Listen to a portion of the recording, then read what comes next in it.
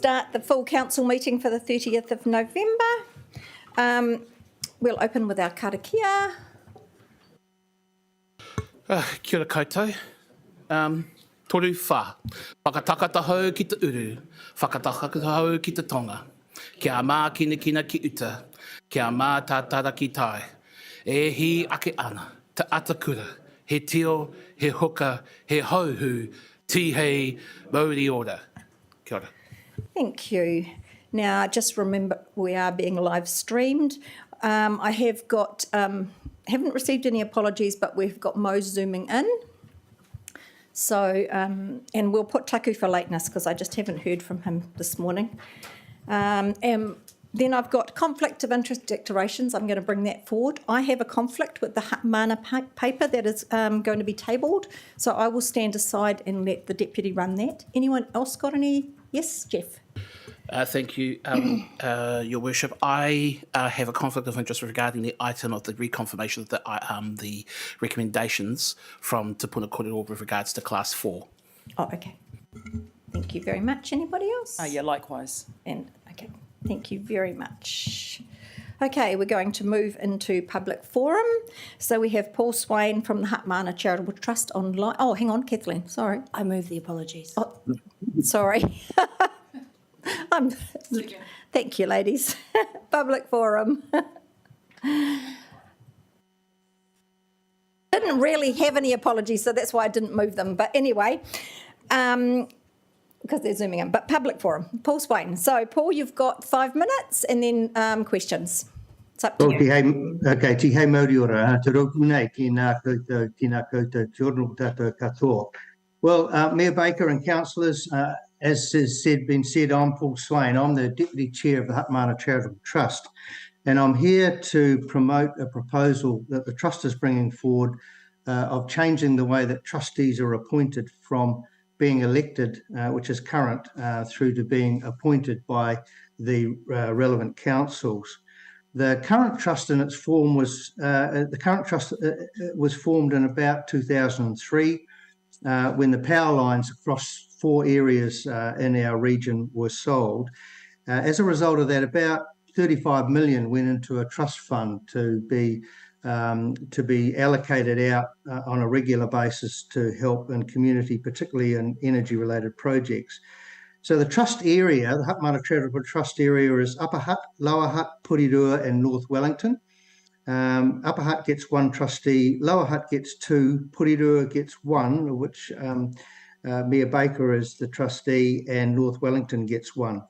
So we allocate every year over $1 million to various communities across those 4 areas, in things like sports clubs, community organisations, and schools and educational facilities. We have an additional program which Porirua gets advantage of, which is a driver licensing program, which we support driver licensing in both Porirua and Mana colleges. So we are wanting this. The trust fund has grown from about 35 to about 42 or 43, depending on where the share market is on any particular day. And we are wanting, obviously, this trust fund to be sustainable going out into the future. The problem is, over the years, it hasn't kept pace with inflation. And what we know is that the current election arrangements that happen for the trust cost the trust $300,000 every 3 years. That is $100,000 a year, just the way that it works out. And we are suggesting that this fund, this $300,000, could be put back into the fund for greater use to allow for sustainability of their trust going forward. So the proposal is to shift from current elections. We all get elected at the same time that you all get elected at local body elections for 3 years. And we're proposing that shifts to an appointment process from the 4 local councils. 4 local councils forming a selection committee and making the appointments of the trustees for their areas at that time. So the process would be that after every local government election, councils would form an appointment committee. If there's not already an appointment committee for other things, form an appointment committee. The trust itself would call for public nominations in the areas. There'd be a short list drawn up for councils to consider, and then the committee itself would appoint the trustees across the 4 areas. So we think that as a result of that, there's the opportunity not only to save $300,000 over 3 years, but probably to get a better skill mix for trustees, given that there's quite a lot of responsibility for a fund that big. So there is one issue really, I suppose, is around the democracy issue. Is this a sort of a lack of democracy? We've considered this. As you know, a lot of local body elections, including this one, are a beauty contest. In my case, not so relevant. But obviously people who are well known get elected. I've been a member of Parliament in Upper Hutt here and a regional councillor, so I'm pretty well known out here. And so the point really is that shifting from a beauty contest like this to appointment, the main thing really is that local councils are democratically elected. They are the ones that know their communities, and we think it's really appropriate that democratically elected councillors, through their committee, appoint a trustee in their local area for this trust. So we consider that we've held on to some of the democratic principles, while at the same time potentially getting a better skill mix through the appointment process for trustees, as well as saving the $300,000 every 3 years, which can go back into the trust fund. So, Mayor Baker, that's kind of the guts of it. I've got questions. This proposal, and we're keen to hear questions. Yep. Okay, Josh has got one, then Mike. Kia ora, Paul. Thank you very much for speaking today. Kia ora, Josh. The question I just had, the proposed model that's been put forward, is that a novel model, or is it based off something similar you've seen in trusts in other areas? No, I mean, a number of the trusts, as you know, trustees get appointed by central government. Those are the big trusts, the community trusts, etc. So appointment of trustees is quite common. And the model of election for trustees has been with this particular trust since its inception. And there's no real model. It can be done in many ways, but we just think the appointment process, which has precedent in other trusts, could be used here to save the $300,000. Thank you. Mike? Yeah, thanks, Paul.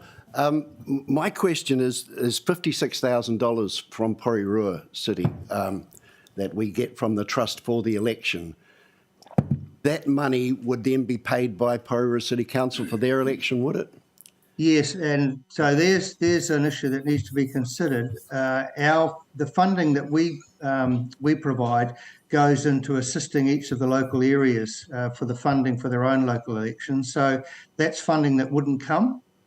And so, that's an issue that needs to be considered. We did talk about that in the trust meetings when we were considering this.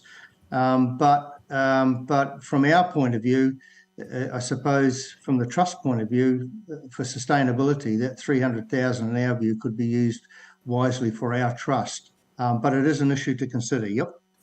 So I'm confused then as to why we would be wanting to make this change. If it's to save the trust $300,000, that makes good sense. But if it's going to cost the City Council here $56,000 to do that, then why don't we just not charge the trust and keep the election going anyway? Well, the trust gets charged through I think it's Elections New Zealand to help fund the cost of their costs of running the organisation, running the election process. And I don't think that I think that whatever happened, we would not be on strong ground to argue that a campaign should be run in order to be able to elect trustees without the trust actually making any contribution to it. I don't think that would be a strong argument, just like councils are charged a cost for running their elections. So I get the point, but the reality from us is that if we wanted to run an election process, it costs money, it costs the trust money. Understanding your point about the impact on Porirua and the other councils, but from our point of view, an appointment process would be a lot simpler, a lot easier. It would be saving money, and it would give councils the opportunity to appoint the most relevant person who could represent the Porirua area on the trust itself. You could use that same argument for appointing councillors and a mayor, couldn't you? Yes, you could. Yes, you could, and governments too, presumably. But look, this is the system that we've got currently at the moment, and as I say, there's precedent for appointing trustees on other trusts, and in our view, this is a view that the trust has taken in order to be able to ensure that the trust can be sustainable going out. Okay, we've got one from future years. Ross. Last question, I think. Thank you, Madam Mayor. Paul, I see value for the trust in terms of the principle of what you're proposing. Can I ask about the criteria for appointment? Yes. Who sets this criteria and how do they do it? Ross, that's a very good question. This has been raised with us. We always had the intention that there would be a sort of a skill-based criteria, sort of a job description, if you like. It would cover things like experience in investment portfolios, while at the same time community links and organisation. As part of the submission process, someone else has raised that point, and we will need to spell that out in our amendments to the trust deed to ensure that there's the range of skill mixes. But certainly, when nominations are called for, there would be some form of job description with the skill required there, so that people could be submitting under different categories. But it's not spelled out at the moment, Ross. And we need to do that as part of tidying up this process before it gets approved. Yeah, that's good to know. Thanks. Jeff. Thank you, Mr. Chair. Thank you, Paul, for jumping on. Councillor Leggett actually took the main thrust of my question, but I just want to tidy up one piece of it. Is the board's current view around the criteria of appointment also open to the notion of the demographics that the trust represent and the communities, many of whom do not currently look like the representatives around that table, with due respect to everybody on that committee? Sure. So is that being considered as well? Well, the proposal is not to change the areas. That is the 4 areas I mentioned: Porirua, Lower Hutt, Upper Hutt, and North Wellington. And Porirua would still get one trustee, and it would be up to the Porirua City Council through its committee to appoint that trustee to represent Porirua on the trust. So there'd be no change in the number or the representation arrangements, and it would be up to the committee to sort out who would be the most appropriate person from Porirua to represent the interests of the Porirua community. Okay. I think that's all the questions, Paul. Thank you very much. Shut up. You can, I don't know if you want to stay in. It's going to be quite a while. We've got a lot on the agenda this morning. No, that's all very good, Ka kite, and thanks very much for your attention, and good luck with your deliberation. Thank you. Thank you. Okay, we move to confirmation of minutes from the 26th of October. Do I have a mover for that? Thank you, Councillor Hayward. Seconded by Councillor Johnson. All those in favour? All those against? Carried. Okay, report of the Mayor. Obviously, it's been another busy month, but I did get to have a break and go and visit my son, and obviously Kylie filled in for me, so it was a great week. So thank you for that. I've attended the ballroom dancing at the arena.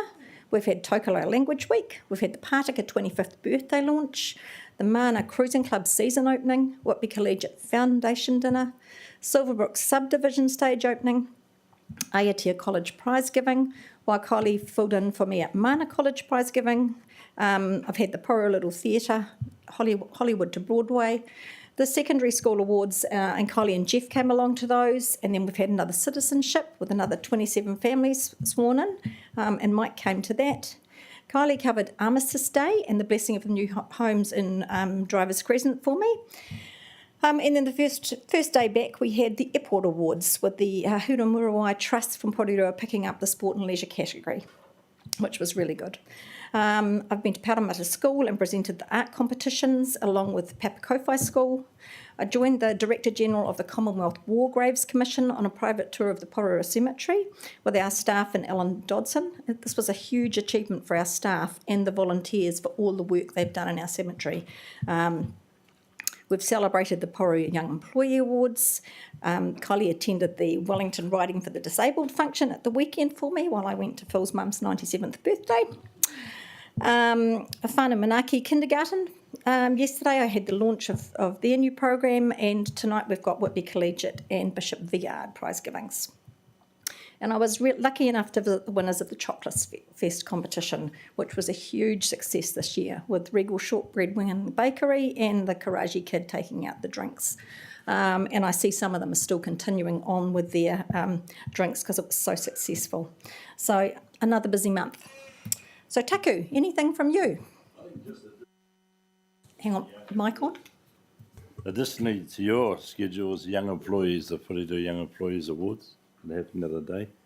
Also managed to get out to the Riding for the Disabled. I think that's a great initiative out there. And I think coming up next week is our AGM, which is, I know it's going to be a doozy. And just to say that Tootle Royal passed away. Oh. He used to be the initiator of Polytech, the first CEO there. So he'll be in Otaki tonight, and then they're taking him back to Hauraki. Oh, that's sad. Thank you. Okay, committee recommendations. Councillor Trillin. Thank you, Mayor Baker. I wonder if, just given the conflicts declared, if you'd like me to put the recommendations separately? Yep, that's probably easier. Yep. So first of all, I'll move the recommendation from Te Puna Kōrero on the 16th of November 2023 on approval to proceed with road stopping. Yep, I have a mover for that. Thank you. Oh, you've moved it, sorry. Seconded by Councillor Duncan. All those in favour? Aye. All those against? Carried. And I'll also move the recommendation from Te Puna Kōrero on the 16th of November on Class 4 gambling, and I'd wish to move a Chair's recommendation as part of that recommendation to add delegate to the Chief Executive the ability to make minor editorial changes to the policy. Thank you. Seconded by Councillor Leggett. All those in favour? Aye. All those against? Carried. Now we're going to move into the rating policy hearings. So I'm going to move that. Seconded by Councillor... Shaw. Yep, thank you. Councillor Ford, not Councillor Shaw. And we're going to invite our submitters to come up. Have we got Jeremy Collins here? Yes, we have. 5 minutes? Yep, you've got 5 minutes if you'd like to come forward.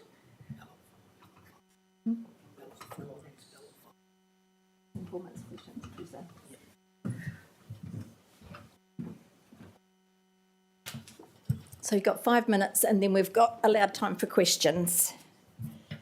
So your submission 3.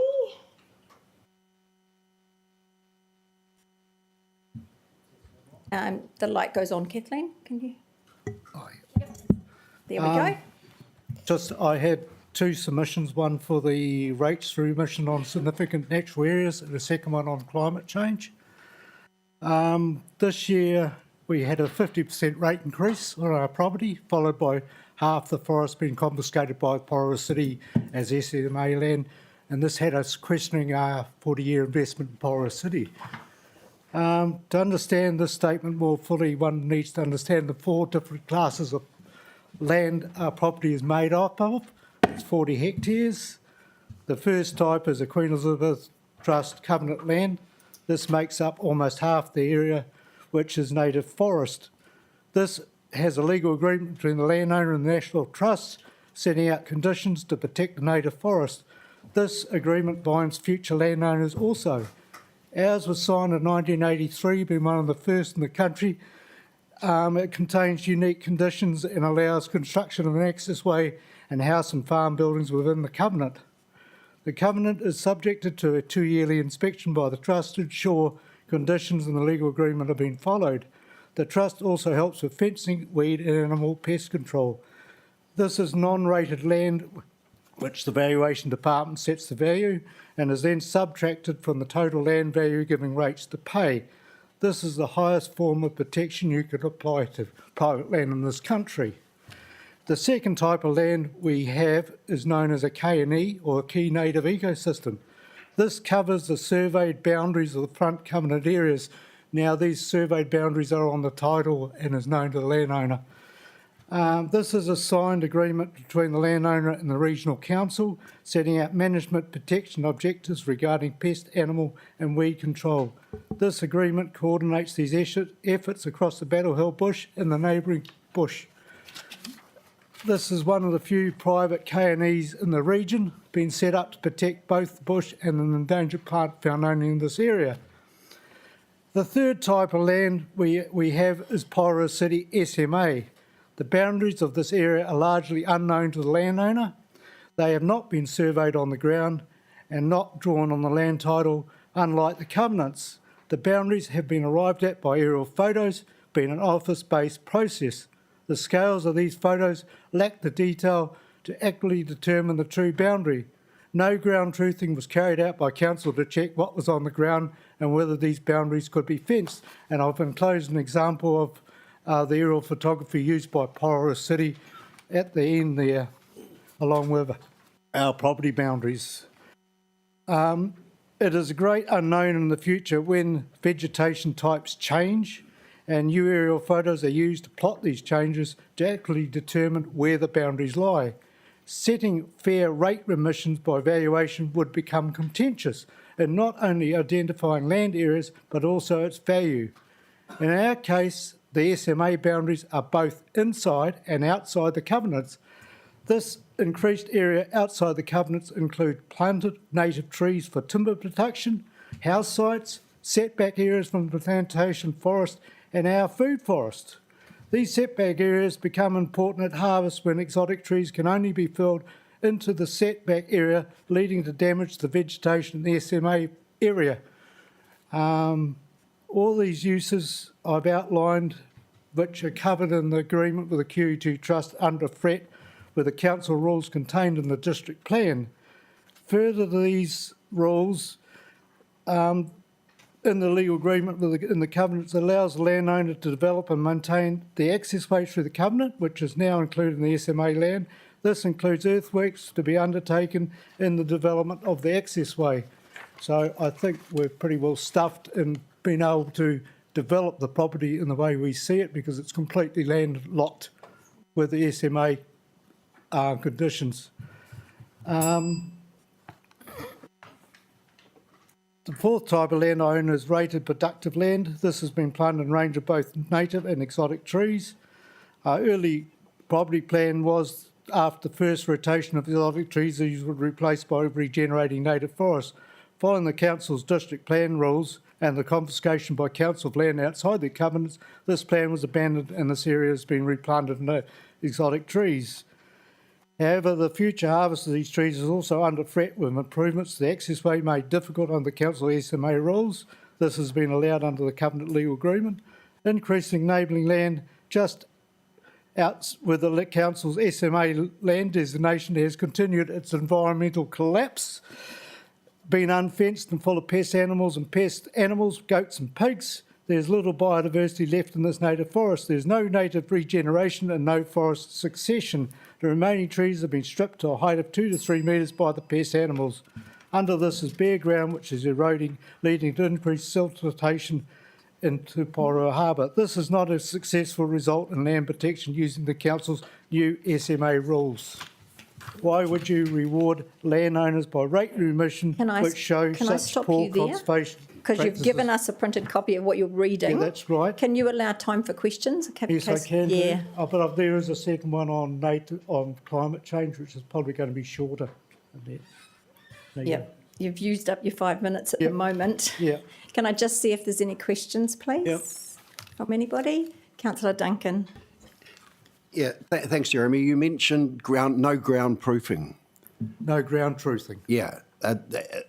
Yeah, when I look in our PDP, it actually names the trees, the types of trees that are in there. So how would they do that without ground proofing? Can I be I mean, I don't know who would be able to tell me that, whether there was ground. Can I just elaborate? Yep. On our submission to the district plan, we were told the council had no money to actually ground truth any of the on the areas they had, and no time to do it. And they've actually taken that information from information I supplied to the Queen Elizabeth Trust when the covenants were first set up, and they've actually just plagiarised that whole information which I supplied. So I find that pretty harmful. Any other questions? We will read this, all of Yeah. your document, when we consider it. Yeah, I was actually very upset that we were ignored. Basically, when the council did public consultation on this in 2000, the recommendations was from the council officers that covenant land was not to be included in the SMA documents because of the conflicts with the legal agreements and all the other things. And the council officers completely ignored the public consultation and went ahead and included it in the SMA rules. So this has just led to this thing I've got now, 4 different classes of land, 4 different management perspectives on it. They all clash with each other, and it's all due to the council confiscating that land as an SMA. So I've got no further input into the management of that land, which after 40 years of conserving it, I find pretty bloody disappointing. Yep, Ross. So it just begs the question for me, Jeremy, what do you want council to do? I was trying to point out the differences in those 4 classes of land. We already have rate relief on the Queen Elizabeth Trust land, and I can't see why the council would give rate remission on the SMA land when it doesn't bind the owners to all these conditions like pest and weed control. And quite frankly, looking at what's happening next door with the land the council's so-called protected as significant natural area is a disaster. It's a disaster for the environment, it's a disaster for the harbour, and it's just a, complete disaster really ecologically, and it upsets me. Okay, thank you very much for your submission. Yeah. Thank Did you you. want to We deal will with take- the climate one as well? No, while we'll we're take that as read, we'll read it. here? Yeah, the Thank you. climate change is basically following on that, the council's lack of action and helping the landowners in catchment management. I see other local bodies across the country using central government funding to set up catchment committees and is successfully undertaking environmental management, and it's the council's complete lack of action and disregard for the environment and climate change disgusts me as a ratepayer. So that's all I've got to say, and I guess, I'll leave the meeting before I blow a fuse. Thank you for coming in. But if you read my submission, I think it makes it quite clear. Thank you. Thank you very much. Thank you. Okay, we've got Diane. You're coming up for the Residents Association and yourself. You've got a couple of slots there.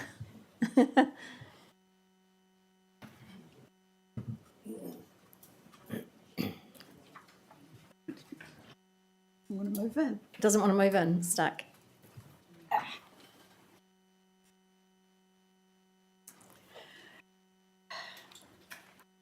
Morena, thank you for the opportunity to address you this morning. I'm going to speak first on behalf of the Residents Association, and we would like to thank you very much for the opportunity afforded to us on the 7th of November to discuss aspects of the rating policies and property valuations. It was helpful and it has helped us in our understanding and in the information that we were able to share with residents and helped inform our submission. As you'll be aware, we've taken a neutral stance on most aspects of the policy, believing that these should be left to individuals, given the differing views that are within any community. I'm not going to speak on the two key areas in order. Firstly, I just want to address the significant natural areas.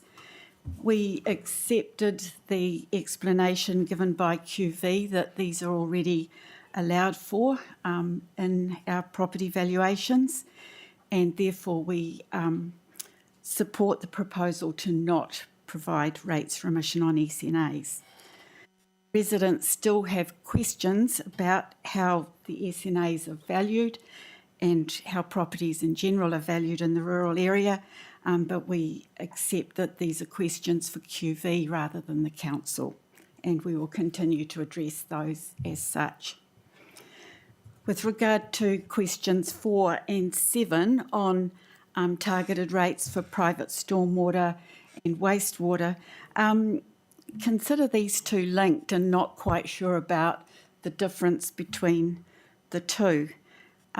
We acknowledge that council has a huge job to do that will not be easy or attractive to residents, require hard work and some belt tightening in order to address three waters, stormwater and wastewater. And I guess there's some uncertainty around how that's all going to fall out given the change of government. As rural residents, we'd like to remind council that we spend a considerable amount of our money providing our own three waters, and we consider that residents across the city should also pay for what they use. And so therefore we think the most appropriate mechanism for this is to continue with targeted rates on those things. We were unclear as to why the rural differential on lifestyle blocks was added to the question around three waters. That didn't make much sense to us. We know that the rates differential is not part of this policy review, but we would like to signal to council that we think there is a lot of work to be done in understanding the rural perspective, and maybe that needs to begin with a clear definition of what it is to be rural. And so until that discussion is able to be had, we are supporting the status quo regarding differentials and what should happen there. Thank you. Anyone got any questions for Diane? Yep, Mike. Yeah, thanks, Diane. In your submission, you reflected the SNAs would lower the value of your property. In fact, I think the reverse is the case in most of those properties. Were you aware of that? That is a very difficult question because QV informed us that though the presence of an SNA is a reduction from our rates, they consider that a lot of the land that has been put into SNAs is land that was possibly unproductive to start with. So that was news. Some people value their SNAs and see that the presence of native vegetation is a positive. Some people see it as an imposition and a council land grab, and that it is a take of land that could otherwise be used for other things. So there are two very contrasting, but QV assured us, I think I'm right, that though the value of those has been removed, it's been taken into account and lowered our rates if we've got a SNA. We've accepted that at this point. Anybody else? No? Okay, on with your submission, Diane. I first want to just address the rating principles. And the first part of this is I have supported the rating principles in your document, but I do think that might be easier if we refer to rates as a property tax, so that people are clear that it's not buying services and that what we get is and pay for is not necessarily what we're going to get. I accept the fact that it is a complex and inexact process as described by your wording. It's a lot of seesaws and swings and roundabouts.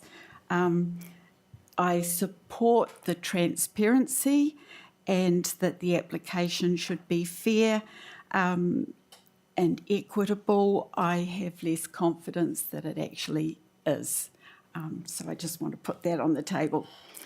I think the principles are good. Aside from that, I would like to address the question of rates on SNAs. It's a hot topic, obviously. I've been in two minds about whether the rates remission should be there, and I think some of you have heard me speak before on rates remission and for rural properties. Initially, I felt very strongly that there should be rates remission. I accepted what QV said. I also agree with Jeremy's point in terms of the fact that the district plan process on the SNAs was a desktop exercise. So yes, the trees are listed, Mike, but nobody has actually been and verified that. And the boundaries of the SNAs are very inexact and quite an arbitrary measure. And so that makes it very difficult, I think, to put a value on and to remove that from the rates.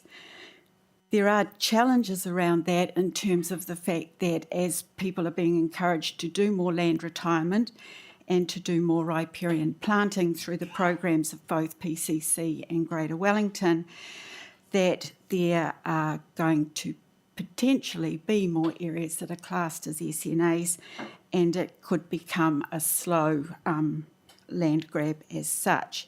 So I think that council does need to consider what incentives there are for rural landowners who bear the costs of protecting land, not necessarily just in dollar terms, but in terms of restrictions of what they can do and don't get the benefits from that.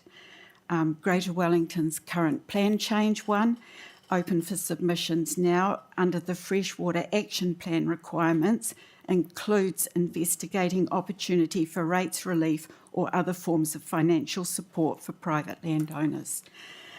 That's under section B31B. So it would not seem inconsistent for Porirua City Council to give this some support as well, or at least some thought. Okay. Thank you. Any questions?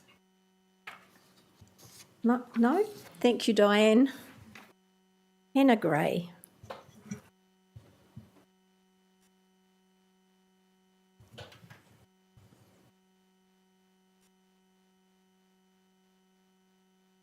Morning.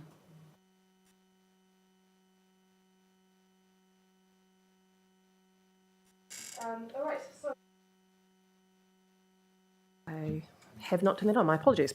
So that again, my name is Hannah Gray. I currently reside on Grays Road in the rural lifestyle sector of Porirua City. As per my submission, in general, I fully support the principles that are being put forward with regards to the rating policy, and most particularly the transparency that is being offered. This is something that the rural community has actually been asking for a very long time, about the transparency of rates and how they're calculated, and specifically what an individual's rates are contributing towards, which makes it pretty hard to make submissions and comment intelligently on what's being proposed sometimes if you don't have that information. There are really two key points I wanted to talk about today. The rest is in my submission.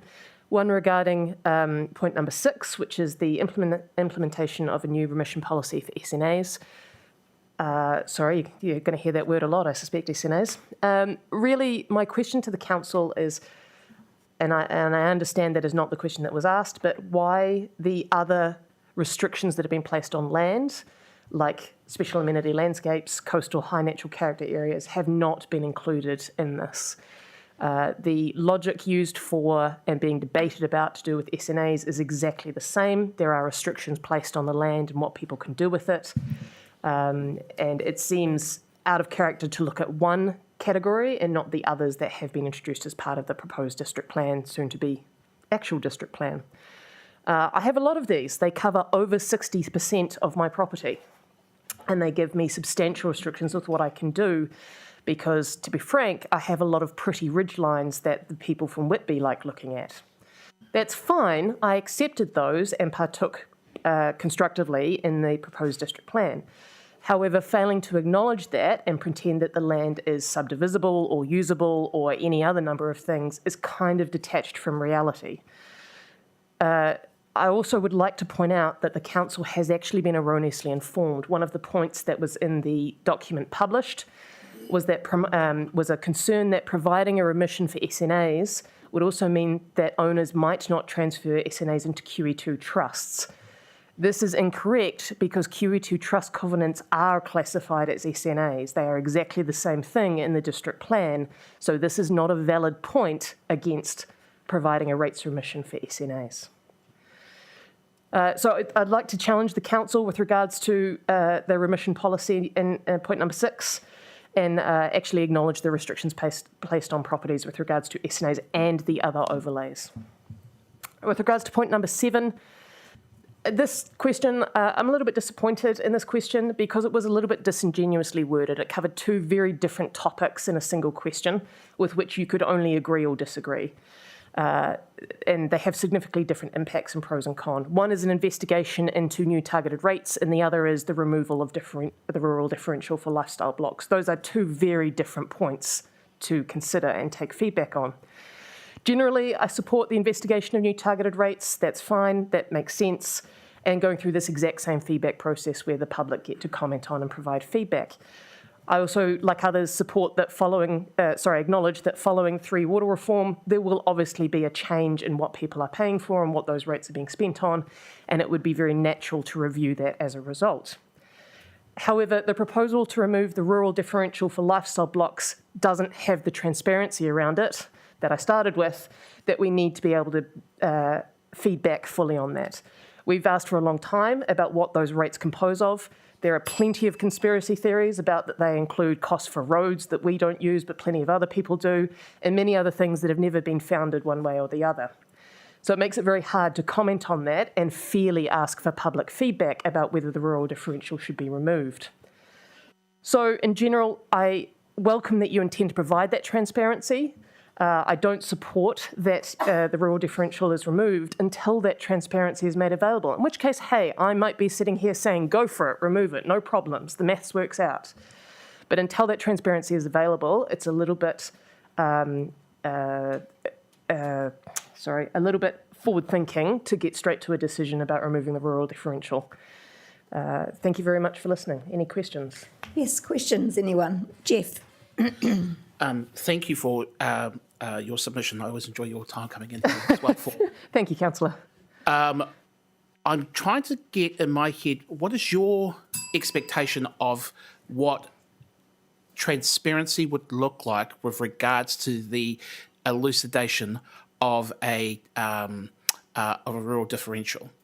Yeah, I think at the end of the day, an individual should be able to see a breakdown of what their individual rates is contributing to with regards to the budget set by the council. You need only look at a few other council, Hawke's Bay, I think from memory has one, where if you go into the equivalent of their property information section on their website, you can look at a property and see exactly what those rates are contributing to, X amount to the event centre, X amount to the libraries, and so on and so forth. So there is a very clear breakdown of what an individual's rates are paying. Until that is done, and that's sort of and therefore you can compare what an average urban property is contributing towards versus a rural lifestyle property versus a rural property, then you can have an informed discussion about whether a rating differential makes sense because there are services that some receive or some don't, or in fact it's generally equal across the board and equitable. Once up. So would it be, in your expectation, reasonable to assume that there may be a degree of fuzziness with regards to, and this is where the imperfection of this process becomes real, that for some individuals who happen to be neighbours from each other in a rural setting, some may choose never to drive into Porirua City and some choose to do so, and trying to set a differential on the basis of individual households or individual ratepayers may be challenging? No, I don't believe there has ever been a suggestion of setting a differential based on individual households. I accept that the idea of zoning in general makes sense. It's practical from a planning point of view, but setting the differentials between the zones is currently, and this ties back to Diane's proposal, the assumption at the moment is that the rural lifestyle rating differential is because of the 3 water supplies, that we don't pay for water or something along those lines and sewage and the rest, therefore we get a cut in rates. That's actually never been qualified, that is why we have a differential. And if so, that needs to be brought to the fore so we can have an informed discussion before an arbitrary decision about removing the rural differential for lifestyle blocks. Good response. Josh. Thank you. I'm just trying to clarify to make sure I'm understanding you correctly. Sure. Please correct me if I'm not.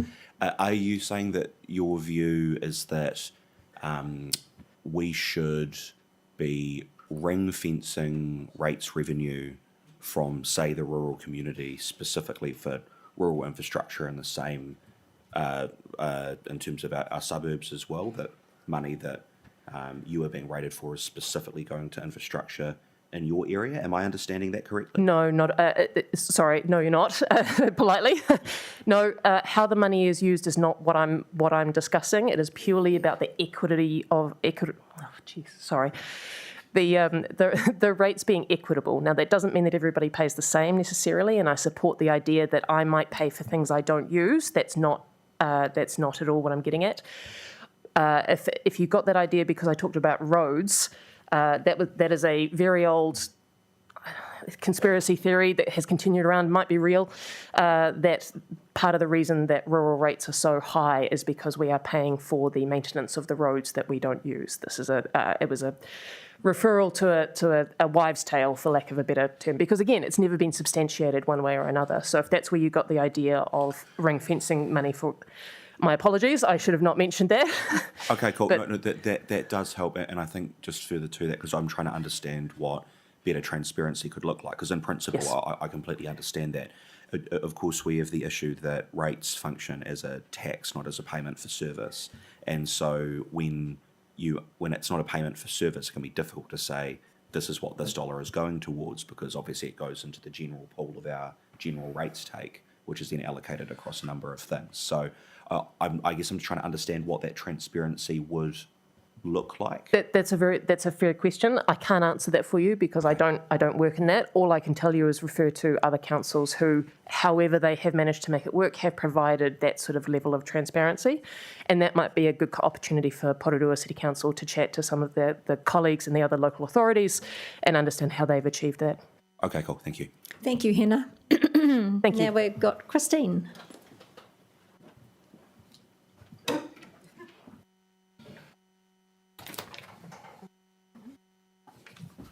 Good morning, everybody. Thank you for the opportunity. Mine is going to be very brief, lucky last. First of all, thank you for putting the policy out there and giving us all the opportunity.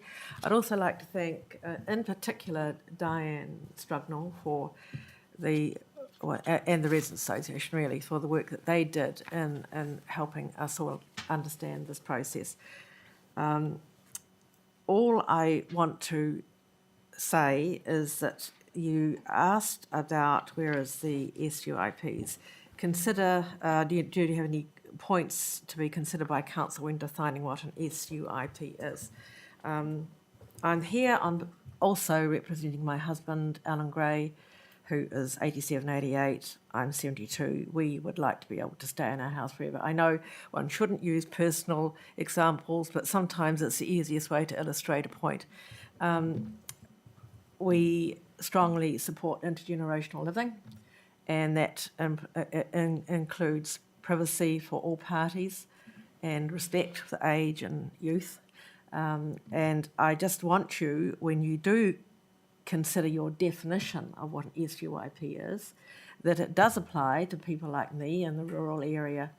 And it is, how are you going to do that? Is it going to be on a bench? Is it going to be on a sink? Whether or not there's an oven, whatever. I don't know how you're going to do it, but please consider that idea that there are elderly people who want to be able to stay where they are, utilise their home space as much as possible, and, you know, take the pressure off other social services. That is all I have to say at this time. Thank you, Christine. Any questions from anybody? No? Good. Thank you very much for coming in. Thank you all for coming in this morning. Councillors, note you had the Ngāti Toa submission that came in, so you've all read that as well. So we've had it moved and seconded, so it's just receiving and hearing the submissions. So all those in favour? All those against? Carried. I'm now going to leave the room and ask Councillor Wehapi to come up for the next one.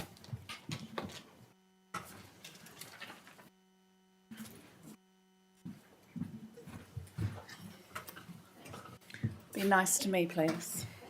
Thank you. Objection. Okay. Leave the room. Fabulous. All right, item 11.2, the submission on changes to Hut Mana Charitable Trust deed. I will move the item. Do I have a seconder? Thank you, Councillor Ford. Are there any questions or discussion? Councillor Hayward. Kia ora, whahia mana. I want to ask questions of officers with regards to the nature of the submission. It's quite sparse. You're probably not going to be able to bludgeon a person to death with the length of the document. Why we did officers consider the possibility of encouraging the trust who have confirmed in the submission the comments during public forum around having stricter criteria around the appointment of representatives to the community? No, we haven't encouraged the trust to do anything in particular. They provided us with the consultation document and the papers you see in front of you. It seemed a reasonable proposition to us that the money that they distribute would be somewhat enhanced by the fact that they didn't have to have the cost of an election.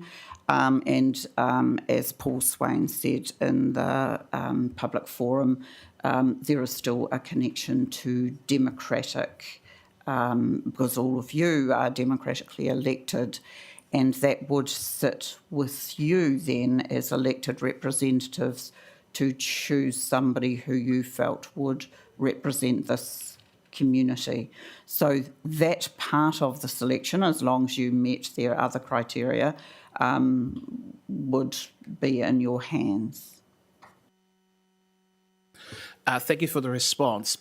Would it not be fair to say, though, that if only one council sets up criteria that would be different from the others, that it doesn't actually serve to resolve the issue of making sure that a group that is not just comprised of, as proposed, individuals who are competent and can do the role, but also meet the needs of representing the communities, especially those who more often than not are part of organisations that seek for funding from from the trust itself. If we were the only organisation that went forward with that approach and none of the other councils did, can you see why I would think it would be more important for us to work to get the trust to give firmer language around that composition so that all councils benefit from that? If you want us to provide that feedback to the trust, we certainly can. I don't know, because I've only had a very brief discussion about this, but I suspect they think that competent includes competency around the community that you serve. So if you want to make that point, we are happy to pass that back to the trust. It's actually a point of order. Can I just comment now and then, because I know there'll be questions afterwards, but I don't want to say anything more after I've given my comment. Is that okay? Thank you. I am perturbed by the nature of the proposal by the trust in terms of this change that they haven't considered explicitly until mentioned earlier today of the possibility of the composition of the committee beyond merely its the role description and its competency. I am for competency, but I'm also mindful that a democratic process at least provides the opportunity for the entire franchise to appoint individuals, notwithstanding the loaded dice that an election campaign can provide in terms of who gets elected to these positions. So I think that there is an additional requirement to bulwark the representativeness of those people around the trust, and I don't believe that the trust has adequately done that, and I think our submission should reflect that, working in concert with other councils who may choose to take a very similar position as well. Kia ora. Councillor Ford. Fully support what Councillor Hayward has said. So is the expectation that the trust would rely on council to then have staff work on creating a document that has recommendations from our community? So more work for council equals anything, are we to be, is there anything that comes for our councils to cover the cost of having to create that extra work for our staff? As I understand it, no, they haven't prescribed a process, so that would be in our hands to determine. You wouldn't have to run a nomination process. The only prohibition, if you like, is you can't appoint one of your number. So, which seems not unreasonable if you're the appointment committee. So, it would be over to the council to decide on what process, whether it wanted to run an open process, receiving submissions, or whether it was happy to take nominations from within you. Okay. All right, but yeah, I mean, I also agree with Paul. It's long been a process of who's not necessarily the prettiest, but the most popular.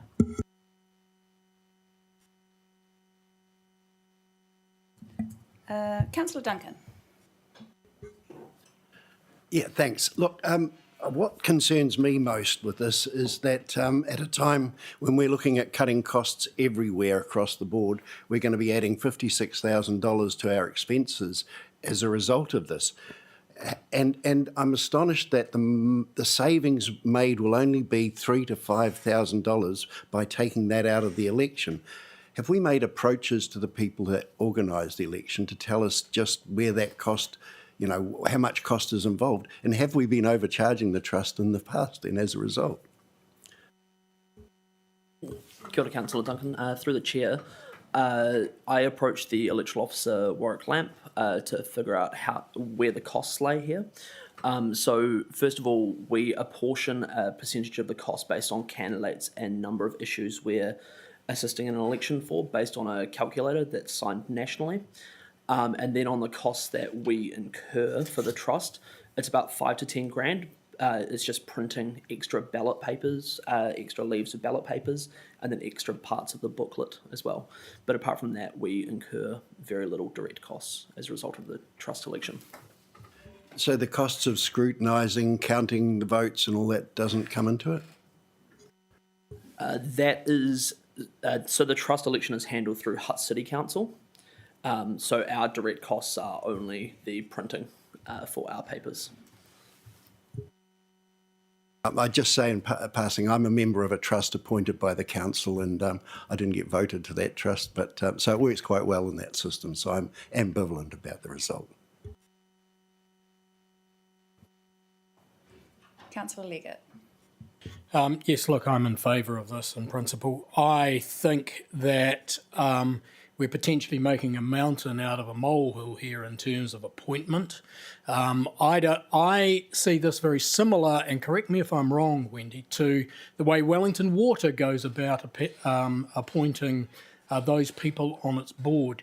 They set the criteria, they do the appointments, and I assume that the Hutt Mana Trust will also set the criteria. We can have an input into that criteria. I'm very open to that in terms of the types of people that we might want to see on there.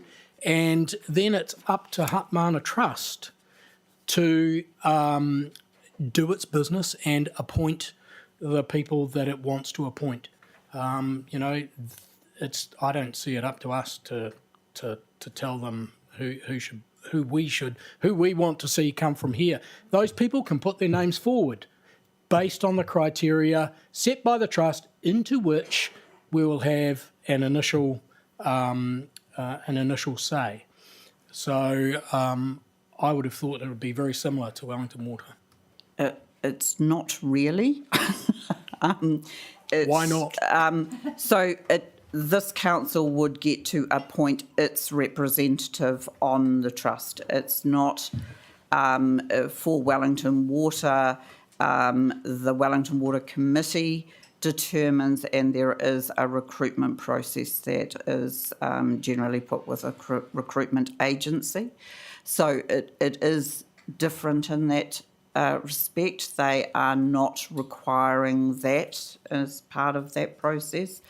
We could do that, but that certainly wasn't what I had taken from the documents provided. Sorry, I'm confused. I took it from what was provided that it would be up to the Hatmana Charitable Trust to set the criteria with an input from councils, one-off input from councils and perhaps ongoing, and then they run the appointment process. Or why would we want to run the appointment process and cost ourselves extra money? Jack can correct me, but my understanding is that the appointment process is that each council nominates its own person, actually appoints. So it's called an appointment process in the documentation. So it is actually an appointment. In that case, we're doubling our costs, aren't we? So we're doubling down on our costs. We lose $56,000 and we incur costs of going through some, and it'll be fancy appointment process because we have to be fair to everyone, you know, like we are as council, and that'll cost us more money. So if that's the case, I'm not in favour, and I think we should send it back to them and let them think again about how they want to do it. Thanks. I'll just get Jack to comment on your concerns. Kia ora, Councillor Liggett, through the chair. How, as I understand it from the trust deed, the councils that make up the trust area will each appoint one of their number to an appointments committee, and then that appointments committee will consider cultural, ethnic, gender and professional skill set considerations when assessing nominees, and then that appointments committee, made up of members of councils, will appoint to the trust. Right, Mike, that's fine. That's fine. How are the criteria set for... So it's an appointments committee that is appointed. We don't have to, as a council, go out and advertise and say, here's the criteria, whatever. The Hatmana Trust will do that, yeah? So that was my understanding. My apologies. In terms of how it's done now. I'm very comfortable with that because that works now with Wellington Water. So if the Hatmana Charitable Trust is going to do the advertising and call together the appointments committee, who then use the criteria that are set and make an appropriate appointment, I'm more than comfortable with that. That is correct, Councillor Liggett. We're good? Okay. Councillor Trillin. Thank you very much. So, yeah, for me, to be honest, my instinct, when I saw this paper, first of all, my instinct was that I was opposed to it, but I think I have been bought over by the content of the report and what we have heard today. I completely agree with everything that Councillor Hayward said, and I think if we really emphasise that, I don't know if that requires a formal change to our feedback document or if we can just be assured that that will be separately communicated. But if we're comfortable with that being separately communicated, I don't mind if it's not necessarily changing the letter itself. The argument, I think, around this improving the long-term sustainability of the trust is a good one. I accept as much as it's going to have an impact on the cost of our elections, that it is probably not an unfair view of the trust that it is not the role of the trust to effectively subsidise councils in their election process. And so I do accept that. I did have one question just around, obviously currently the trustees are elected in 3-year terms. The proposal here is that they will be appointed for 4-year terms. I just wonder if we have any rationale or explanation behind that, because I don't think I saw any.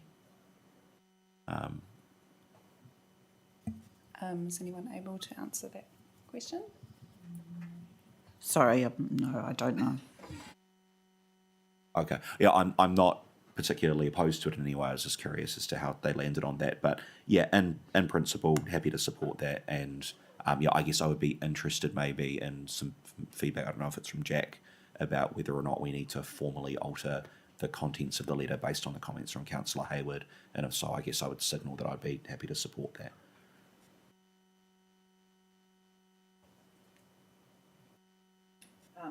I'm not sure Jack heard the question, but Sorry, I'm happy to repeat. Yeah, kia ora, Councillor Trillin. With the leave of the meeting, you'd be able to add that in.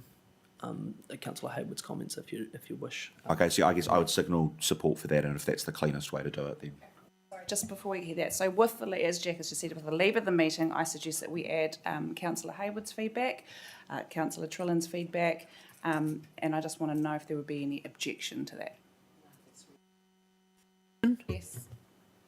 We'll add in that. What's that?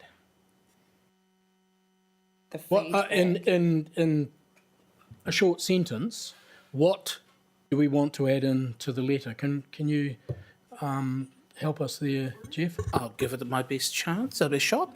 I'm sure you will. Council would like to communicate to the Trust that the process regarding clarity around the criteria for individuals who would be suitable to join the board should also have criteria which reflects a need for the composition of the board to also be representative of the communities that it is that they have been appointed on behalf to represent. That's not good enough for you? Sounds good enough to me. I suspect we're trying to teach our grandmother here, but never mind. Or son. Councillor Trillin, had you finished all your questions? Okay, Councillor Ford. Okay, Councillor Johnson. Yes, look, I just had the same concerns as Councillor Hayward, and that's been confirmed. Thanks. Councillor Waddle. Thank you, and through the chair, I just want to highlight this is just a submission we're making, and whatever feedback we provide, do the trust have to take that on board, or does this come back to us at another date to vote on their plans? No. So I believe not. no. So we're the submitters this time. So just remember when the people are sitting around the table talking about us not listening. Yeah, cool. Obviously, I support this, and yeah, with the concerns was regarding the work around the appointment process. But as I note that we will put that feedback in our submission with the leave of the meeting. Okay, so I will put the item. All those in favour, say aye. Against, that is carried. Ngā mihi, thank you.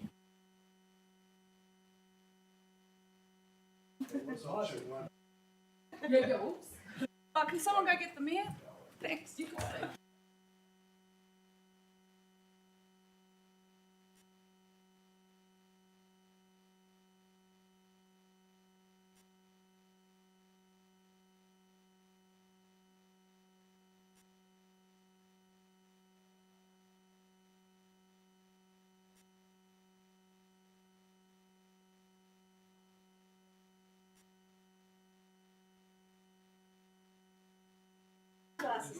Oh, 11.3 District Plan Intensification. instrument. I'm going to move it. Do I have a seconder? Councillor Trillin. We've got some discussion and officers coming forward.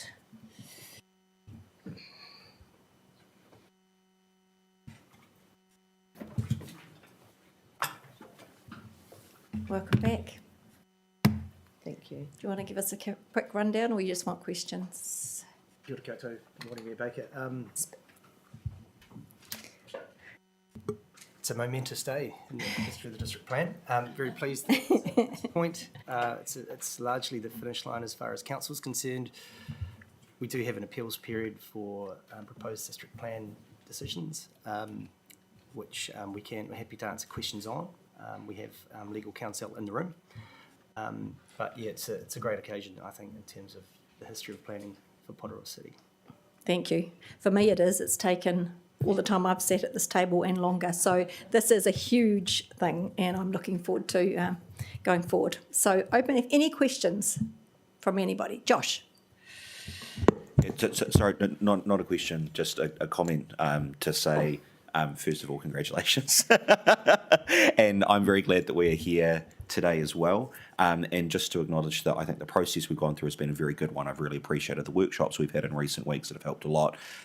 You may be unsurprised I'm not intimately familiar with all 2,700 pages of this report. So I do very much appreciate the work that's gone through there. And just to say that, yeah, I definitely endorse this. I think it's been a good process. I think it's going to be a massive improvement for our city. This is something that I'm very proud of, and I'm looking forward to going out and talking to our community about it. We make lots of decisions around this council table. This is one of the more significant ones. And so, yeah, just to say that I fully endorse this, thank you very much. And it's about time. Thank you. Ross. I support what you've said, Josh, and I would say that this is probably, aside from the decisions we've made around spending money on infrastructure, the most important decision we've made at council. I think this has been a long and drawn-out process, but a really good one.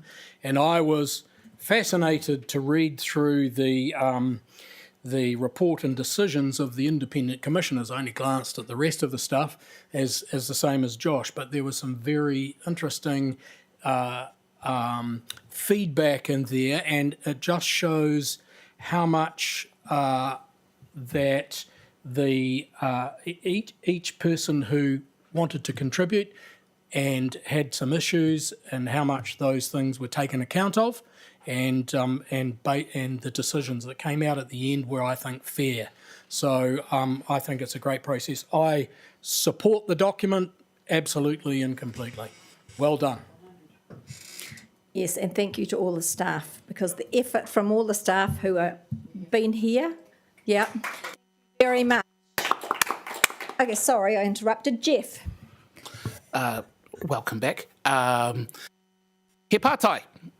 Points 18, 19, 20, potential appeals to the Environment Court in the proposed district plan. Are officers aware of any groups who have foreshadowed a likely challenge to the PDP portion of what has been recommended by the independent panel? Yeah. Yes, we have. Just informally at this point, the appeal period will close, I think, early February, 30 working days, plus the RMA shutdown period over Christmas. So I think it takes us to early February. So it won't be until then that we actually know. Mid-Feb, yeah. There are some perennial appellants. So I won't go into names now, but certainly areas like, as you heard this morning, significant natural areas, biodiversity in general, and on both sides of the fence. Parties that want more protection, others that want less protection, potentially infrastructure companies, utilities, natural hazards, rural lifestyle zone, the future urban zone.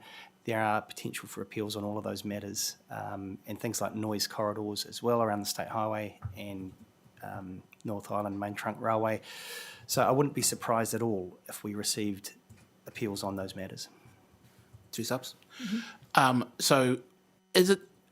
I know that owing to the complexity of the process and the number of additional factors that have played in this review compared to previous reviews, is it Council's view that there will be a reduced or increased or about the same number of legal challenges to the to the proposed plan if approved by this council. I think probably defer to legal counsel. Mike, would you like to come up? I mean, I wouldn't have thought legal challenges, but I thought the appeals will be on the substance, on the actual where the panel has landed. But in terms of actual legal challenges, I'll hand over to Mike Wakefield to advise. Look, that's right. Technically, there is the potential for judicial review, but these processes never really go down that path because there is the merits right of appeal to the Environment Court. And in terms of speculating on the numbers, well, that's just that. We have to speculate at this stage without actually knowing how many appeals are lodged. That's just too early to say. As Stu's outlined, there are a few issues of general interest which tend to flow into appeals, and that's across all district plans across the whole country. And this is no different. There are those high-level, high-interest issues that may well evolve into appeals, but we just don't know yet what the appetite looks like. Okay. Last up, I guess my line of questioning is more about making sure that council is prepared and adequately resourced to deal with this challenge. Obviously, this is not a new potential risk for the council, but could I have some assurance from the council officers that we are prepared to proceed should there be challenges in regards to the decision or appeals or what have you, so as we know that it is not unexpected if there is an even more prolonged process. Yes, I can reassure you that we have got budget and contingency in there for appeals. I mean, if we do get appeals, our own staff will be involved, but also legal counsel because they go through the Environment Court process. So there would perhaps go through a mediation process first and see if we can resolve them, and that's usually the least expensive way to do it, and that's our first port of call. But we have got the resources there as a contingency. Do you want to talk about the process at all? Did you want some clarification on the process we go through, or...? No, the budget. It was just more about our risk as a council in terms of proceeding forward from here should this should recommendations pass. Mike? Yeah. Thanks. With the SNAs, were all the people whose houses or properties were listed as SNAs, were they notified of that? It's just I got through to page 768 and noticed my daughter's property on there, and she was totally unaware that that was the case. I will get. I could probably give a very general answer, but of course the officers who are involved know much more than me. So, well, get Stuart back up. We're a bit, changing chairs here, musical chairs.